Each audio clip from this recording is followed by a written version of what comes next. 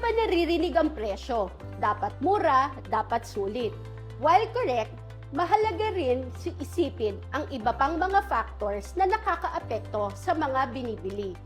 Ayon sa mga eksperto sa procurement, tatlong pinaka-importanting factors sa purchasing ay ang price, quality, and delivery time. Ang price ay critical dahil mayroon itong direct relationship sa profitability ng negosyo. Kung masyadong mahal ang presyo ng materials, mas mataas ang gasto sa produksyon.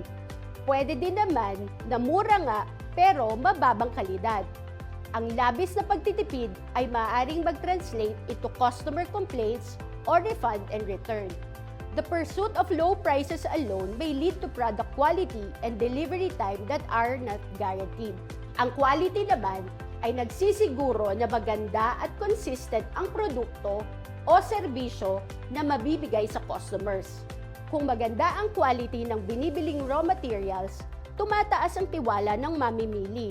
Sa kabilang banda, kung sobrang kalidad na, sobra naman ang presyo, pwede namang maging hindi sustainable ito para sa kita. Kaya mahalagang balansihin ang kalidad at presyo ayon sa pangangailangan ng negosyo.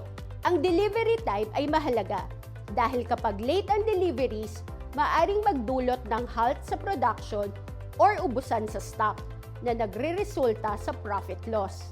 Dapat i-monitor ang lead time at siguraduhin na may buffer o contingency sa supply upang hindi tumigil ang operasyon. Ang mahusay na delivery coordination ay makakatulong sa pagiging nasa on time ng production, which translates to satisfied customers.